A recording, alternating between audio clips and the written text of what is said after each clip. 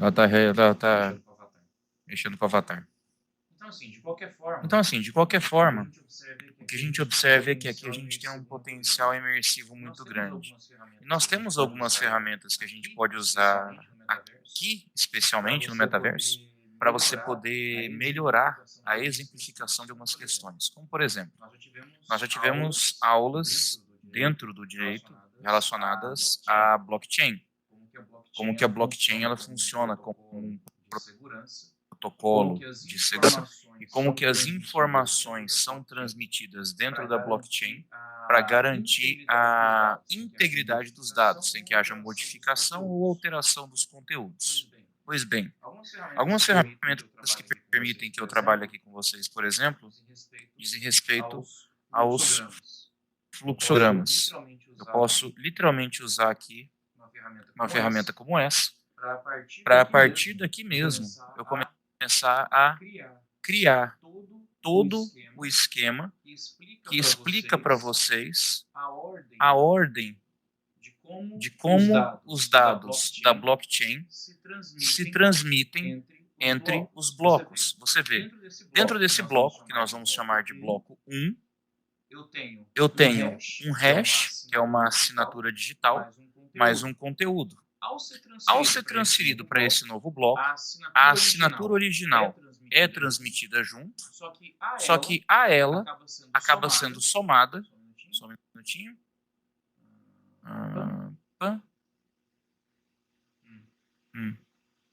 Aí ela acaba sendo somada uma nova informação. Essa nova informação, tá, neste segundo bloco, vai fazer com que eu tenha a primeira assinatura bate com a do primeiro bloco, mais uma informação extra, que gera um segundo hash, uma segunda informação. Então isso é só para mostrar um exemplo para vocês, como eu posso pegar todo esse material que eu tenho aqui, ó, e manuseá-lo livremente para que vocês entendam o funcionamento de uma cadeia de blocos dentro da blockchain. E claro, como são objetos independentes, eu posso inclusive excluí-los à vontade e limpar o meu espaço de aula depois. Isso só para dar um exemplo de como a imersão com critérios e conceitos de gamificação podem potencializar o espaço de ensino. Agora, tem uma coisa que é importante e que o pessoal parece que não entendeu ainda, que diz respeito à substituição ou não dos espaços tradicionais de aula por esse espaço de metaverso que vocês estão vendo. Gente, não existe essa ideia de querer substituir a sala de aula tradicional por esse espaço de metaverso. Esse espaço em que nós estamos inseridos, ele é apenas um plus, ele é algo que vem a somar na sala de aula como nós conhecemos. Como bem dito pela Fabiane, no período da pandemia, a gente talvez conseguisse romper melhor as barreiras do que usando os meios tradicionais de comunicação que nós usamos durante o período, que foi o caso do Google Meet ou do Zoom, etc. O que a gente observa, então, é que assim, eu queria só pedir que o pessoal sentasse, né, para a gente poder falar. Gabi está aqui na minha frente, literalmente, tampando a minha visão da galera.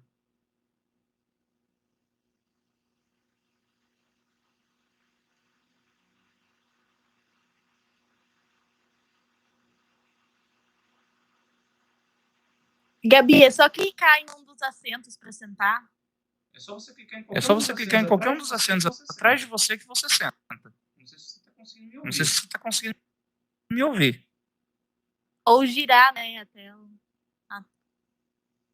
Isso é só clicar em Professor, clicar em qualquer... Qual que é o tema da aula de hoje? Eu vou falar sobre as implicações jurídicas do metaverso, como ele pode ser usado para diferentes aspectos dentro do campo da educação, do direito, etc. O objetivo é a gente falar sobre metaverso. Perfeito, valeu. Então, assim, dentro do campo da educação, a gente poderia ter rompido algumas barreiras de isolamento. Quando a gente lembra, por exemplo, dos estudos que a gente fez sobre sociedade digital, a gente lembra que o Pierre Levy ele foi o primeiro a dizer que um dos efeitos de muito tempo conectados numa internet semântica era a criação de uma hiperindividualização. Ou seja, a gente passava a ficar cada vez mais centrado em nós mesmos, o que faria com que nós começássemos, inclusive, a nos isolar. Paradoxalmente, se a gente considerar o ambiente que é a internet, um ambiente hiperconectado. Quando a gente vê as aulas que a gente teve tradicionalmente usando o Google Meet, ou usando o Zoom, ou usando outras plataformas, a gente vivia muito aquele fenômeno da tela fechada. O professor muitas vezes entrava para dar aula, e quando ele olhar cada uma das telas que estavam ali disponíveis para ele, todas estavam fechadas. Você não conseguia ver quem eram os alunos que estavam assistindo sua aula. Porque para o aluno também era muito fácil, sabe? Ele entrar na sala e ele eventualmente fechar a janela. E aí ele ficava só ouvindo a aula, só que sem participar efetivamente. Porque aquela história, ainda que ele estivesse conectado numa sala com várias pessoas, ele estava sozinho. Quando você tem dentro de um ambiente de metaverso como esse que nós estamos aqui agora, e você acaba adicionando elementos de gamificação, imersão e interatividade, o que a gente acaba notando é que a participação se torna mais orgânica, ela se torna mais, vamos dizer assim, natural, já que dentro desse espaço interativo, a nossa presença acaba sendo necessária. Vocês notem bem, a gente precisa, inclusive, ter uma certa distância, a gente precisa estar um pouco próximo, para que vocês possam me ouvir. Se vocês se afastarem muito, é como no mundo real, vocês vão me ouvir menos. Então, o metaverso ele tem esse potencial, mas não só esse. Como a gente está falando de um espaço ideal que permite que a gente leve a nossa vida, a nossa rotina, que a gente leve o nosso dia a dia para dentro de uma plataforma virtual, a qual tende a construir a sua própria economia, os seus próprios valores, até mesmo a sua própria lei, nós temos questões jurídicas que precisam.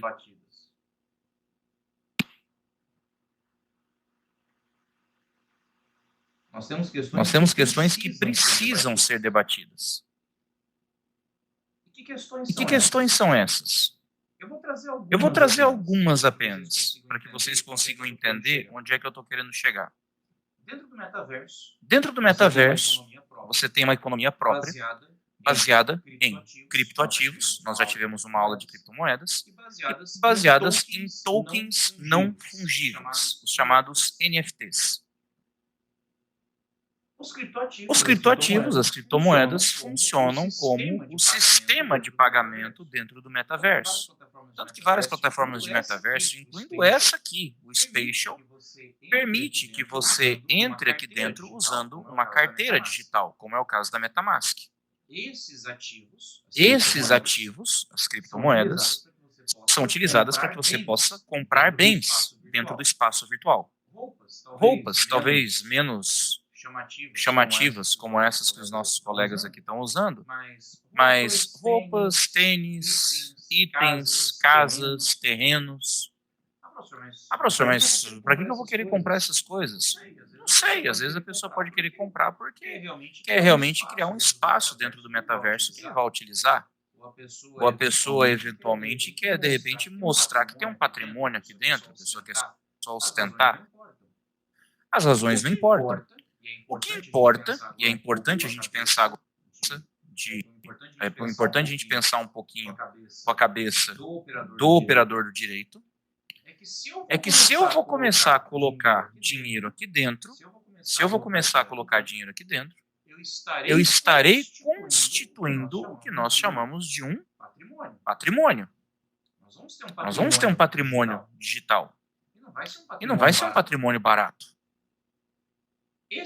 Esse patrimônio vai ser constituído por tokens não fungíveis, NFTs. NFTs, eles representam qualquer coisa dentro do espaço virtual. Eles podem ser desde uma roupa que você vai usar com seu avatar, até um espaço personalizado que você queira ficar, um apartamento, uma casa, um terreno, um escritório. Existem plataformas de metaverso, a exemplo da Decentraland, que já possuem, por exemplo, condomínios completos de escritórios de advocacia para que advogados possam atender dentro desse espaço digital. Aí você pode até pensar, mas professor, me tira uma dúvida aqui rapidão. Qual é a vantagem de eu querer montar um escritório dentro do metaverso? Qual que é a diferença de eu montar um escritório aqui dentro? Por que eu não posso montar um escritório lá fora como qualquer um? Você pode, nada impede que você faça isso. Mas a principal vantagem é que, vejam só, cada um de vocês, nesse momento, está na sua casa. Cada um de vocês, nesse momento, está na sua casa. E nós estamos também, nesse momento, reunidos no mesmo lugar. Vamos começar a fazer algumas extrapolações aqui rápidas. Imagine que você queira constituir uma sociedade de advogados especialista em comércio internacional. E para isso, você busca sócios que estejam baseados em outros países. Eu tenho um sócio que está hoje atuando na União Europeia. Eu tenho um outro sócio que tem um escritório na Argentina. Eu tenho um outro sócio que está nos Estados Unidos. E tenho mais um conhecido que mora no Canadá. Nada me impede de montar um escritório dentro do metaverso, atuar em conjunto com esses 4 profissionais, cada um morando num país diferente, e mesmo assim, todos atendendo os clientes juntos ao mesmo tempo. Você fala, professor, isso é muita viagem. Não é viagem. Eu conheço pelo menos 2 pessoas que já estão montando um escritório digital nesse sentido. Fechando parcerias internacionais e montando o escritório dentro do metaverso, dentro da plataforma da Decentraland. Escritórios especializados em governança de dados e outro escritório especializado em comércio internacional. E vão ter sócios de diferentes países. Um deles é um amigo meu, está montando um escritório aqui para o Mercosul. Vai ter sócio do Paraguai, da Argentina, do Uruguai, do Chile, do Brasil. E os caras vão atuar em conjunto dentro de um mesmo espaço.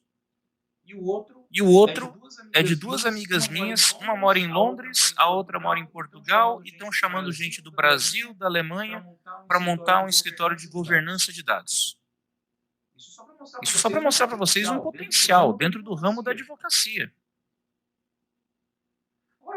Agora, voltando um pouco para a questão patrimonial. Temos bastante tempo. Eu vou estar comprando terreno. Vou construir um escritório. Eu vou estar adquirindo bens. Mas aí entram algumas questões que eu preciso considerar. Vamos voltar para esse exemplo da sociedade digital. Constituir um escritório aqui no metaverso. Tenho como sócios o Rafael Kenzo, tenho como sócio o Gabriel Hermes. Os dois vão ser os meus sócios nesse escritório. E a gente constitui uma sociedade. A gente vai, adquire um terreno no Decentraland, um terreno que não é barato, uma propriedade que não é barata, uma propriedade que vai estar lá seus 20, 30, 40 Ethereums, que dá uma quantidade relativamente grande de dinheiro na prática. A gente constitui a nossa sociedade, mas lá para frente, um tempo depois, essa sociedade não deu certo. A gente resolve encerrar. E aí? Como é que a gente desconstitui essa sociedade? Como é que a gente vai fazer a divisão dos valores que foram investidos nessa sociedade? E se, por exemplo, só o Gabriel quer sair da sociedade, eu e o Rafael queremos continuar, como é que a gente desconstitui ele como sócio? Podemos levar esse extrapolamento para outras questões. Imagine um casal que constitua um patrimônio conjunto dentro do metaverso. E esse casal se separa. Como eu vou fazer a partilha de bens? Ah, professor, mas é simples, poxa. É só você ver a cota à parte e mandar pagar. Não é tão simples assim, porque estamos falando de criptoativos e estamos falando de NFTs. Nós estamos falando de ativos hoje que não podem ser simplesmente fracionados repassados ou cuja transação pode ser simplesmente desfeita. A gente vai ter que pensar uma nova forma de tratar esse tipo de questão. Herança digital. Nós comentamos sobre herança digital em sala de aula. Imagina aí que a Karina constitui um patrimônio online, comprou aí vários terrenos do Decentraland, tem um patrimônio aí na casa de alguns milhares de Ethereums, e ela vem a falecer. Como que os herdeiros eventualmente vão ter acesso a esse patrimônio se muitas vezes o acesso à carteira não tem uma recuperação de senha ou um mecanismo que permite que terceiros acessem se eles não tiverem acesso às palavras passe ou à própria senha da carteira? Karina faleceu, não deixou a senha para ninguém, não deixou as palavras passe, as palavras de recuperação para ninguém. O que acontece numa situação dessa? O que acontece numa situação dessa? Já era o patrimônio dela. Acabou o patrimônio. Sumiu, desapareceu, deixou de existir. Milhares, quiçá milhões de reais vão ser perdidos. Então a gente precisa começar a pensar também a questão da herança digital. O metaverso tem potencial para substituir a vida real? Não, eu creio que não. A tendência, claro, é que as pessoas passem a ficar cada vez mais tempo conectadas, mas isso aqui não vai substituir a vida real. Porém, é inegável o fato de que nós começaremos a constituir patrimônio aqui dentro também. Prova de que nós vamos constituir patrimônio dentro desse espaço digital é que basta vocês notarem que a própria Receita Federal, desde 2016, 2017, já cobra na declaração de imposto de renda os ganhos percebidos por meio de criptomoedas. E agora, a partir de 2022, a partir desse ano, começou a cobrar os ganhos relativos a NFTs. Então esse é um patrimônio que já está no radar do poder público há algum tempo. A constituição de um patrimônio dentro do espaço do metaverso vai despertar questões jurídicas importantes, relacionadas à partilha de bens, relacionadas à herança digital, e não para por aí, porque eu falei para vocês que esse patrimônio você adquire, esse patrimônio você compra. Se você está adquirindo, se você está comprando, você está constituindo o quê? Relação de consumo.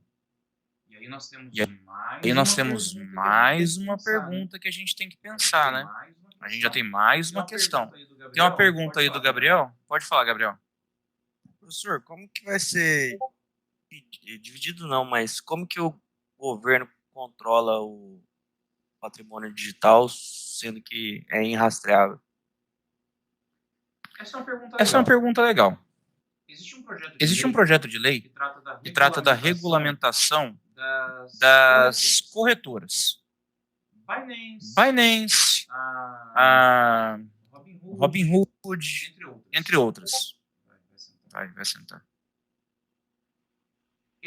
Existem essas corretoras. O poder público quer começar a regular a partir das corretoras. As corretoras ficariam obrigadas a reportar para um órgão do Banco Central as movimentações envolvendo NFTs e criptomoedas eventualmente. Só que as corretoras são apenas uma forma de você adquirir criptoativos. O sujeito que continue adquirindo diretamente por uma carteira, como é o caso da MetaMask, ou ainda que use uma hard wallet, uma carteira de hardware, esse projeto de lei não vai alcançar. Então, assim, respondendo a sua pergunta, o poder público até vai conseguir controlar alguma coisa relacionada às corretoras. Agora, hard wallet e carteira de software, eu não creio que vá conseguir. Eu realmente não creio que vá conseguir. Então, assim, vai ficar um certo vácuo ainda no que diz respeito a essa regulação. Pois bem, como eu estava falando para vocês, a aquisição de um patrimônio dentro do espaço do metaverso vai implicar em relações de consumo. Eu vou ter relações de consumo. Grandes empresas já estão entrando no metaverso. A Nike já vende produtos no metaverso. A Gucci já vende produtos no metaverso. Se não me engano, a Mercedes já entrou no metaverso. O McDonald's já entrou no metaverso. Várias empresas já estão entrando no metaverso há algum tempo. Comprei um NFT e não gostei. Professor, eu já sei a resposta disso. O artigo 49 do Código de Defesa do Consumidor estabelece o chamado direito de arrependimento. Basta eu reclamar dentro de um prazo de 7 dias, a contar da data da contratação do serviço, para que eu receba o meu dinheiro de volta. Não é tão simples assim. Porque, como nós falamos, o sistema econômico dentro do metaverso é baseado em blockchain. Ele é baseado em criptomoedas. Sendo baseado em criptomoedas, meu amigo, eu não tenho, basicamente, transações econômicas que podem simplesmente ser desfeitas. Eu não tenho como desfazer a transação. Eu não tenho como desfazer a transação. Seria preciso pensar um instrumento que vinculasse o vendedor a realizar uma operação de devolução ao comprador com a consequente devolução do NFT que foi adquirido. Só que mesmo assim, olha o problema. O NFT, por ser um ativo como as criptomoedas, ele também está sujeito a uma flutuação de mercado. Pode acontecer de eu comprar um NFT com uma promessa de ganho e enriquecimento e esse NFT simplesmente derreter o seu valor. E aí, qual é o valor que eu teria que aplicar para que o negócio fosse desfeito? Vou dar um exemplo. Teve um cara que comprou por uma grana preta o primeiro tweet que foi feito na rede social Twitter. O pessoal pegou e transformou o primeiro tweet em um NFT. Aí o cara foi lá e comprou por uma grana preta. Comprou lá por algumas centenas de milhares de dólares. Quando ele foi vender, mal e mal ofereceram $3.000 para ele. Falaram, ó, isso aqui não vale nada não, meu amigo. E aí? E se ele quisesse desfazer esse negócio? Ele poderia alegar o direito de arrependimento do Código de Defesa do Consumidor? De jeito nenhum. Não poderia. Até mesmo as relações consumeristas vão ter de ser ressignificadas dentro do espaço do metaverso. Porque a gente observa que as ferramentas tradicionais que nós temos hoje não poderão ser aplicadas uma vez que toda economia dentro do espaço digital é baseada em uma economia de blockchain. Nós temos criptomoedas para efetuar pagamentos e nós temos produtos em forma de NFTs. E sendo criptoativos, eles têm uma natureza completamente diferenciada dos dados que tradicionalmente nós estamos acostumados a comprar, adquirir hoje no mercado. Um jogo, uma música, um filme, essas coisas você até pode utilizar o direito de arrependimento para você eventualmente obter sua grana de volta.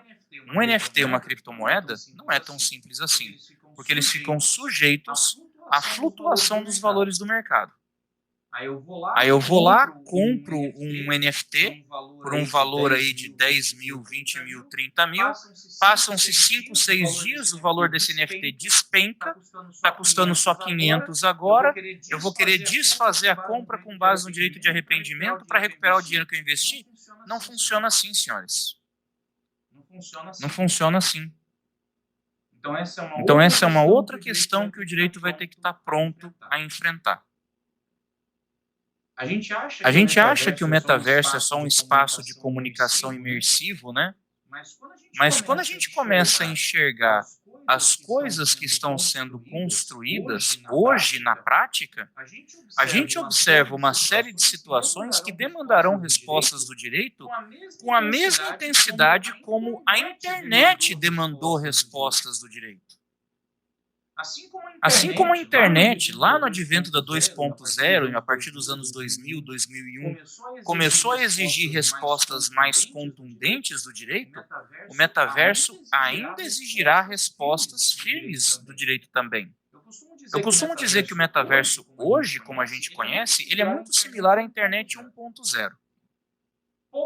Pouca gente acessa, tem muita limitação, e mesmo os aparelhos que são utilizados para acessar ainda são muito rudimentares, não são práticos. Eu, para estar aqui com vocês agora falando, estou usando um óculos, gente, que esquenta pra caramba a minha cabeça. E tenho que estar com uma bateria acoplada, porque a bateria não dura quase nada. Eu tenho que estar aqui acoplado com uma fonte externa de força para poder garantir que eu vou dar aula completa para vocês. Temos pouco ou quase nada para fazer hoje quase no metaverso. Consigo ter espaços de convivência. Consigo fazer alguns eventos, algumas palestras, algumas aulas. Ainda há muito espaço para o metaverso evoluir. Assim como a internet evoluiu durante o tempo. Eu gosto de fazer o seguinte paralelo. Eu gosto de dizer que o metaverso hoje é como os smartphones no início do século XXI. Em 2001, 2002, 2003, já tinha smartphone? Tinha. Só que os smartphones em 2001, 2002, 2003 eram quais? Era BlackBerry, era Nokia E3, era Motorola Q11, era o Palm Q.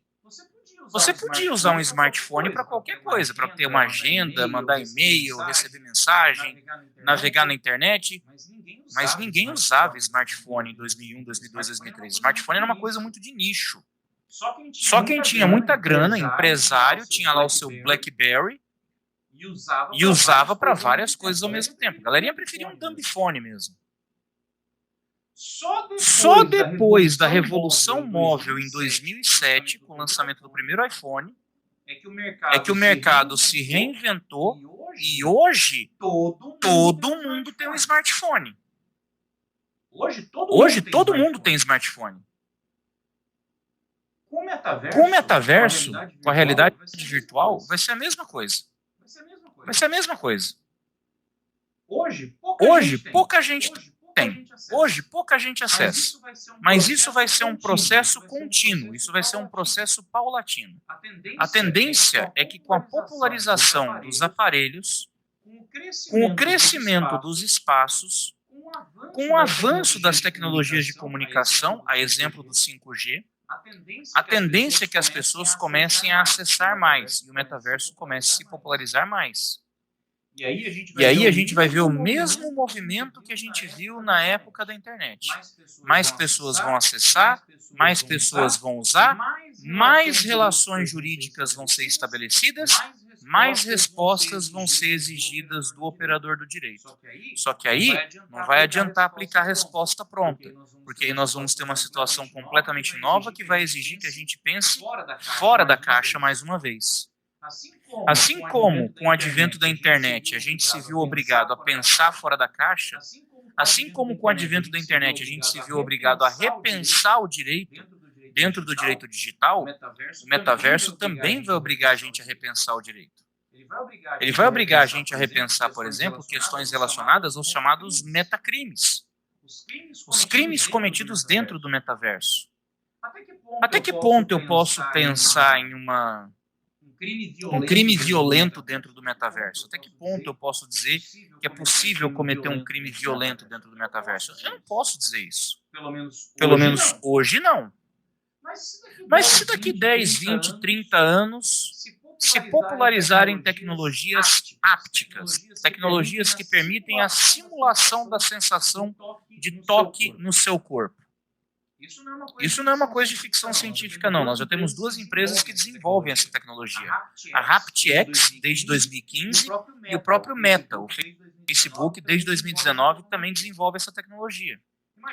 Imagine você usar um macacão com tecnologia áptica para simular toques no seu corpo, e alguém vai lá e, inadvertidamente, passa a mão em você. E você tem essa sensação. Como é que eu não vou falar que isso é, por exemplo, uma forma de assédio? Como é que eu não vou falar que isso é, de repente, uma violência contra a pessoa? Ainda que moral. Como é que eu vou falar que isso não é uma violência contra a pessoa? E até que ponto eu posso estender a responsabilidade para o agente do fato se quem escolheu usar a roupa áptica que permitiu a sensação em primeiro lugar foi a própria vítima? Nós vamos ter que pensar, aliás, vamos ter de repensar as relações humanas desde a base. E eu não estou extrapolando quando eu digo isso. nós vamos ter de repensar a própria ética nas relações humanas dentro desse espaço digital.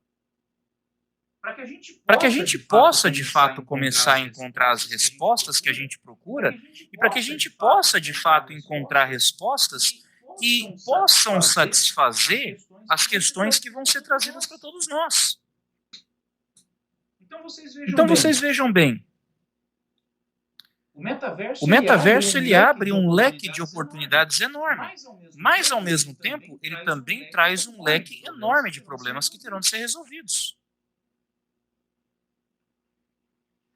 A questão é saber como nós estaremos preparados para isso. Não são questões que precisarão ser respondidas agora. São questões que precisam começar a ser pensadas agora. Mas a resposta terá de vir muito em breve. Por ora, como eu falei, ainda não é um ambiente popular, mas está se popularizando. E aí você pensa, professor, a internet mesmo levou 30 anos para se tornar o colosso que é hoje. Eu sei, eu não creio que o metaverso vai levar todo esse tempo. Eu acho que o metaverso leva muito menos tempo. Exponencialmente menos tempo, para ser sincero. Na minha opinião, o metaverso pode levar pouco mais de 5 anos para se tornar tão popular quanto a internet é hoje. Essa é uma realidade que já não pode mais ser ignorada. Há aqueles que tratam com ceticismo, claro. Mas isso é só um modismo, etc. Tudo bem, na remota hipótese de essas pessoas estarem certas, e de no final das contas o metaverso ser só um modismo, porque afinal as pessoas sempre gostam de comparar com o Second Life, né? Já existiu o Second Life não deu certo. Gente, o momento era outro. O Second Life era de 2001, 2002, 2003, uma época em que não existia rede social praticamente, em que a internet ainda era muito rudimentar, você não tinha equipamentos imersivos e interativos como você tem hoje. O Second Life é um exemplo clássico, nas palavras do Bernardo de Azevedo de Souza, o Second Life é um exemplo clássico de ideia no momento errado. O Second Life, num momento como hoje, num momento como o atual, daria super certo. Inclusive, o Second Life ainda existe e está crescendo.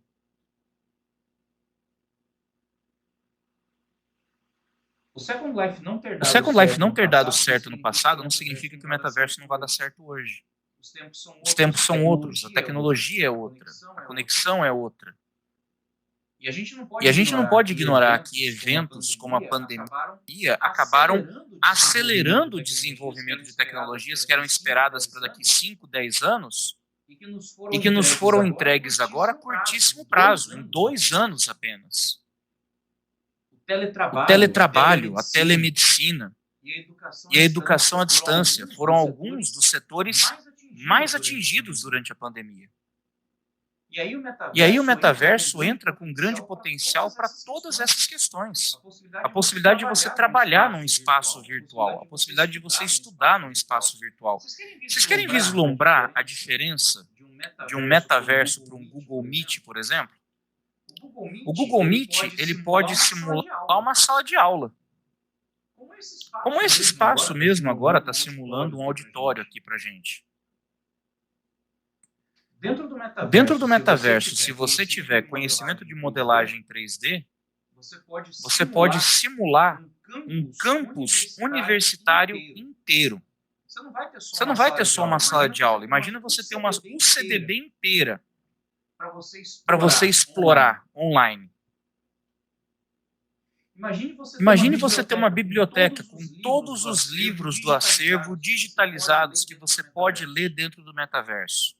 Imagine você poder ter aulas dentro de uma universidade com professores de qualquer lugar do mundo. Essas extrapolações, elas não são impossíveis de acontecer. Pelo contrário, a gente já está começando a ver. Nós já temos várias judiciais, como a do TRT de Colíder, Mato Grosso, e agora mais recentemente de Ji, Paraná, que foram reconstruídas completamente no ambiente digital. Nós temos uma subseção da OAB de Lucas que foi reconstruída inteira em online. Uma sede da OAB no metaverso, pensa. E você pode pensar que nesse momento é um modismo, e pode ser até que seja. Eu falei, nós estamos em um momento muito embrionário dessa tecnologia, mas o fato é que essa é uma tecnologia que só tende a desenvolver. E pode não ser uma realidade tão presente em nossas vidas, como, por exemplo, os celulares e a internet móvel hoje são. Mas pode ser que se torne uma realidade no nosso dia a dia a curtíssimo prazo. Daqui 5, 6, 10 anos. A gente não sabe. O nosso papel como operador do direito, e especialmente o operador do direito que trabalha com tecnologia, inovação, etc., é estar preparado a pensar as respostas para esse tipo de situação. É a gente saber que a gente vai ter que começar a refletir sobre as possibilidades, os problemas, os desafios e as oportunidades que um espaço como esse pode ter. Não é fácil, óbvio. Mas como vocês podem notar, há muito espaço para discussão. Deixa eu checar uma coisa. Nós já estamos aqui há pelo menos 1 hora já, ó. Já são 8 horas da noite. Vamos para um fechamento rápido? Para a gente poder terminar de abordar esse assunto. O metaverso ele não resolve todos os problemas que a gente trouxe para vocês. Como eu falei, o metaverso ele tem potencial para muita coisa, mas ele não é a solução mágica de todos os problemas. O metaverso nunca vai substituir o espaço de trabalho tradicional. Ele não vai substituir os escritórios, ele não vai substituir os tribunais, ele não vai substituir a sala de aula. Mas ele pode ser uma ferramenta importante, ele pode ser um plus. No judiciário, por exemplo, há anos a gente estuda os chamados MESC, ou Meios Eletrônicos de Solução de Conflitos. Imagina você começar a trabalhar salas no metaverso que permitam que você consiga fazer uma composição de conflitos, você trabalhar uma forma de fazer a conciliação dentro do espaço virtual. E por que isso seria legal? Porque aqui no metaverso você consegue, usando o óculos de realidade virtual, você consegue ter uma linguagem corporal. Você consegue ter uma postura. Que são elementos que são analisados dentro de uma conciliação. Ah, isso vai acabar com as câmaras de conciliação. Não, não vai acabar com as câmaras de conciliação. Mas ajuda em situações, por exemplo, em que as partes que você quer conciliar estejam residindo em pontos diferentes do Estado ou até mesmo do país. Eu preciso conciliar aqui ó, o sujeito com o outro, só que um mora em São Paulo e o outro está em Campo Grande. Eu posso pensar numa sala digital para promover a conciliação dentro do espaço virtual. Na educação, poxa, na educação eu posso ficar o dia inteiro falando as vantagens de você usar um espaço como esse. Olha a aula que a gente está fazendo aqui agora. E o mais importante, vocês têm a possibilidade de participar da aula a qualquer momento. Sem aquela coisa de ficar com a janelinha fechada do Google Meet ou do Zoom. Vocês estão aqui, vocês estão ouvindo agora. Vocês estão participando nesse momento. Imagina uma situação, você trabalhar com... Isso não é para agora, mas isso é para um futuro muito próximo. Imagina eu dar uma aula de ambiental para vocês, para falar sobre área de preservação permanente, mas ao invés de ficar mostrando foto num projetor, eu levar vocês para dentro de uma área de preservação permanente gerada num ambiente virtual como esse. Eu levar vocês, por exemplo, para dentro de uma restinga, para dentro de um manguezal, para dentro de uma vereda, para vocês enxergarem de fato como é. Imagina numa aula de direito criminal, uma aula de criminologia, você explicar sobre inquérito policial, preservação de cena de crime, e a gente fazer aula dentro da cena do crime. Imagina você falar sobre crimes de trânsito. Você querer falar, por exemplo, medicina legal, Apuração de cena de acidente. Você criar uma cena de um acidente com as marcas de frenagem no solo, o carro, a vítima, onde foi atingido, o cruzamento, e você levar os alunos para dentro desse espaço. Isso não é uma realidade distante.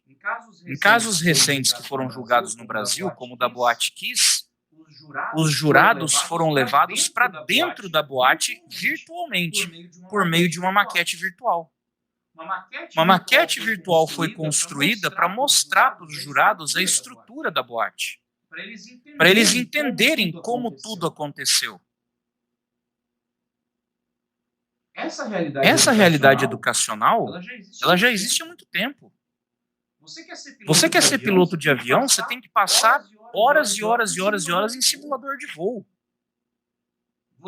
Você quer ir para a estação espacial, você é astronauta, meu amigo, você vai para um simulador de realidade virtual, apertar parafuso virtualmente para ver se você consegue fazer isso depois lá no espaço.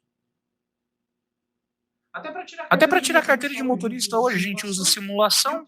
E o que é o metaverso se não um espaço simulado por meio de realidade virtual e realidade aumentada, com elementos de interação, imersão e gamificação. Se para coisas simples hoje, um piloto de Fórmula 1 tem que passar horas e horas e horas e horas no simulador. Para quê? Para que ele possa desenvolver memória muscular. Piloto de avião hoje usa simulador. Corredor de Fórmula 1 usa simulador. Astronauta usa realidade aumentada e realidade virtual para estudar. Imagina a gente ampliar isso em larga escala. Imagina você utilizar ferramentas de precisão no metaverso para você ensinar alunos de engenharia construção de motor manipulando um motor virtualmente. Imagina a construção de modelos reais que você possa manipular, especialmente usando uma tecnologia áptica para simular a sensação de toque. Tem muito potencial no campo da educação. E no campo do trabalho, nossa senhora, novas profissões vão surgir. Porque com tudo isso, além de uma nova realidade de comércio, além de uma nova realidade de estudo, além de uma nova realidade patrimonial, questões pertinentes à privacidade vão aumentar muito. Até que ponto nossos dados e informações estão sendo coletados nesse espaço virtual, nesse momento? A gente não sabe ao certo. Questões relacionadas à privacidade e proteção de dados também vão se potencializar. Também vão se tornar prioridade, também vão ser algo que precisarão ser observadas. O que a gente nota é que dentro do campo do direito, muita coisa vai convergir para o digital. E o que a gente nota é que muitas respostas que hoje nós já temos terão de ser repensadas e ressignificadas para esse espaço virtual. Em razão do próprio modelo econômico que será construído aqui dentro, baseado em blockchain. Então a gente está só nos primeiros passos do que é o metaverso. Vocês estão vivenciando hoje com o metaverso o que eu vivenciei com a internet. Eu vi a internet comercial chegar em 1995, 1996. Eu vi a evolução da internet 1.0, 2.0, 3.0. Eu vi o nascimento e morte de redes sociais. Vocês estão vendo o nascimento do metaverso. Um metaverso que eu carinhosamente chamo de metaverso 1.0. Logo a gente vai ter a oportunidade de enxergar outros metaversos mais amplos. Talvez o metaverso 2.0, 3.0. E vocês vão acompanhar essa evolução. Vocês vão ver o que está acontecendo. O metaverso de hoje tem potencial para revolucionar as relações humanas como a internet revolucionou há mais de 30 anos. Agora a questão é, vocês como operadores do direito vão estar prontos para as respostas que serão necessárias quando chegar o momento? Essa é a reflexão que a gente tem que fazer. Ficou alguma dúvida, alguma pergunta, alguma questão? Tudo certo, nada resolvido? Tudo certo. Falamos pra caramba, né? Tô vendo ali em cima que agora é 1h12, falamos aí pelo menos 1 hora sem parar, porque a gente começou com 17 minutos. O pessoal O pessoal tá perguntando ali, Oculus Quest 2? Sim, estou usando o Oculus Quest 2. O O Oculus Quest 2 hoje talvez seja o equipamento de realidade virtual mais acessível e ao mesmo tempo é um dos mais modernos que tem no mercado. Ele é a segunda geração do equipamento do Meta e ele atende muito bem as plataformas que nós temos atualmente. No começo do ano ele estava um valor, hoje ele já está metade do valor que é cobrado. Então quem eventualmente quiser buscar aí para ver como é que é, fica aí a recomendação. Mais dúvidas, mais perguntas? Tudo certo, anda resolvido? Então, gente, muito obrigado pela presença de vocês. Agradeço demais vocês terem vindo. Tá? Um ótimo feriado para todos. As provas de vocês, inclusive, já estão postadas. As provas de vocês já estão postadas. Podem ficar tranquilos com relação a isso. Não esqueci de vocês.